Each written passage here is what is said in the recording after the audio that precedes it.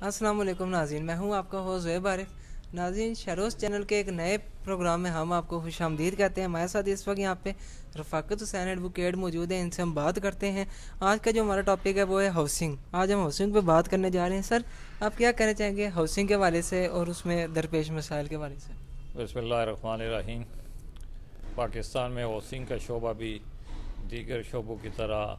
खुसूसी तवज्जो का मुतकाज़ी है और इस शोबे पर तवज्जो नहीं दी गई, जिससे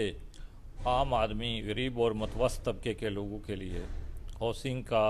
जो मसाइल हैं हाउसिंग के जो मसाइल हैं वो बढ़ रहे हैं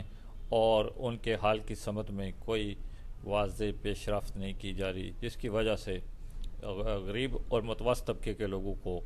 मकानियत के हवाले से, रिहाइश के हवाले से मसाइल का सामना है और ये मसाइल दिन ब दिन बढ़ते जा रहे हैं और हुकूमत को चाहिए कि इन मसाइल को हल किया जाए। पाकिस्तान में हाउसिंग के महकमे भी मौजूद हैं और तकरीबन तमाम अज़ला में डेवलपमेंट अथॉरिटीज़ भी मौजूद हैं, लेकिन उन्होंने आज तक अपने फ़राइज़ दयानतदारी से सर अंजाम नहीं दिए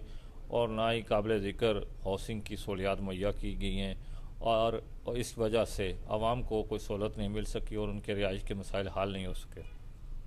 और एक तरफ ये भी हकीकत है कि इन डेवलपमेंट अथॉरिटीज़ पर और हाउसिंग के महकमों पर गरीब आवाम के अरबों रुपए खर्च किए जा चुके हैं और अरबों खर्च करने के बावजूद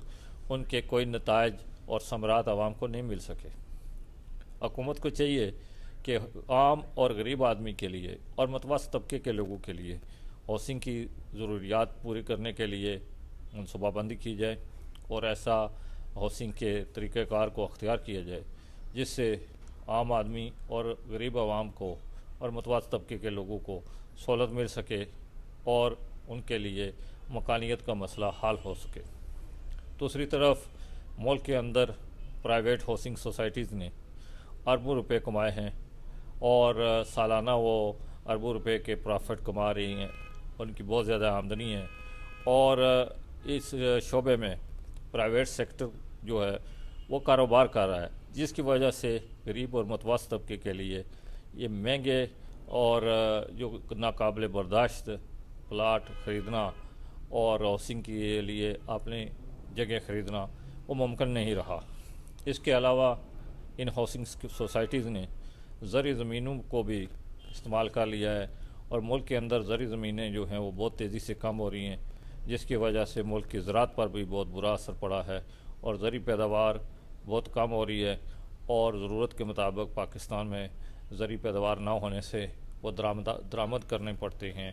और इन दरामदात की वजह से पाकिस्तान के ख़जाने पर बहुत बड़ा बोझ पड़ रहा है। इसके अलावा पाकिस्तान के अंदर बड़े शहर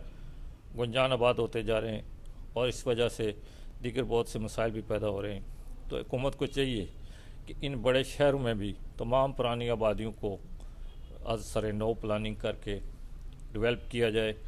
और वहाँ पे कसीरुल मंजिला इमारत बनाई जाएँ, वर्टिकल कंस्ट्रक्शन की जाए और इससे से ज़्यादा लोगों को रिहायशी की सहूलत मिल सकेगी और उनकी रिहायशी ज़रूरियात पूरी होंगी। इसके अलावा पुरानी आबादियों में निकासी और रास्तों का भी मसला हल हो जाएगा और असर नौ प्लानिंग करके और डिज़ाइन करके वहाँ पे कसीरुल मंजिला इमारतें बनाकर ना सिर्फ कमर्शियल मकासद भी हासिल किए जा सकते हैं और उन्हें तजारती तौर पर भी इस्तेमाल किया जा सकता है, बल्कि वहाँ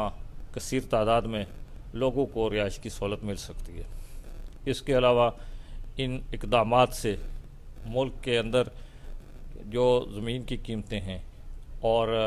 दीगर जो चीज़ें महंगी हो रही हैं वो भी उनकी रफ़्तार कम हो जाएगी और ज़री ज़मीन भी बच सकेगी। तो तमाम बड़े शहरों में,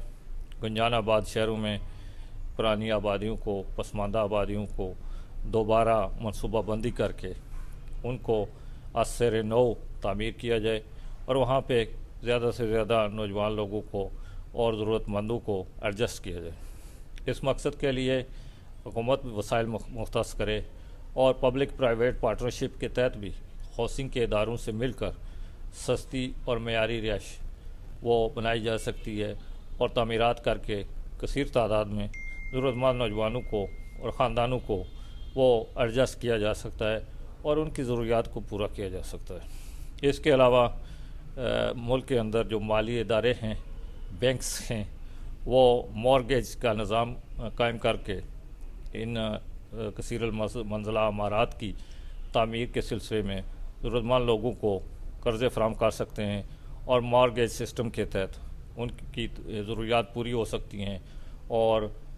کثیر تعداد میں جو ضرورت مند لوگ ہیں وہ اپنے رہائشی ضروریات کے لیے وسائل حاصل کر سکتے ہیں، اور ان کو سرمایہ فراہم کیا جا سکتا ہے۔ اس سے ان بینکوں کو اور دیگر کمرشل جو کاروباری ادارے ہیں ان کے بزنس کو بھی فروغ ملے گا۔ تو حکومت کو چاہیے کہ سنجیدگی سے ہاؤسنگ اور اس سے متعلقہ جو مسائل ہیں اور عوامی کی ضروریات ہیں، بالخصوص غریب اور متوسط طبقے کے لوگوں کو جو مسائل درپیش ہیں اور رہائشی مشکلات ہیں، ان کے حل کے لیے اور ان کی ضرورت کو پورا کرنے کے لیے منصوبہ بندی کی جائے اور وسائل مختص کیے جائیں۔ اس کے علاوہ ملک کے اندر زرعی زمینوں کو بچایا جائے اور ان کو ہاؤسنگ اسکیموں کی کا شکار ہونے سے بچایا جائے، اور زرعی زمینوں سے کے لیے کو بچانے کے لیے ملک کے اندر ایسی جگہوں پہ جہاں زرعی استعمال نہیں ہوتی، زمین کا زرعی استعمال نہیں ہوتا، وہاں پہ نئے شہر بنانے کی منصوبہ بندی کی جائے، اور ان نئے شہروں میں ضروریات مہیا کی جائیں اور لوگوں کو آباد کیا جائے، جس سے بڑھتی ہوئی مہنگائی اور مہنگی رہائش کا مسئلہ جو ہے وہ بھی حل ہوگا، اور ایک بڑی تعداد میں لوگوں کو روزگار ملے گا اور ان کی رہائشی ضروریات بھی پوری ہوں گی۔ اس کے علاوہ دیگر مسائل بھی جو گنجان آباد علاقوں کی وجہ سے پیدا ہوتے ہیں، اور آبادی کی گنجانی سے دیگر معاشرتی مسائل بھی ہیں، وہ بھی ختم ہو جائیں گے۔ تو ان تمام مسائل پر خصوصی توجہ دینے کی ضرورت ہے، اور وفاقی اور صوبائی حکومتیں مل کر ان مسائل کا حل نکالیں اور عوام کو سستی اور معیاری رہائش فراہم کی جائے۔ شکریہ۔ جی تو ناظرین، جیسے اس وقت ہمارے ساتھ یہاں پہ رفاقت حسین ایڈوکیٹ موجود تھے، ان سے ہم نے بات کی ہاؤسنگ کے حوالے سے، تو بھی اس پروگرام سے ہم آپ سے اجازت چاہتے ہیں۔ ملاقات ہوگی کسی اور دن، کسی اور ویڈیو میں۔ فی امان اللہ، اللہ حافظ اینڈ گڈ بائی۔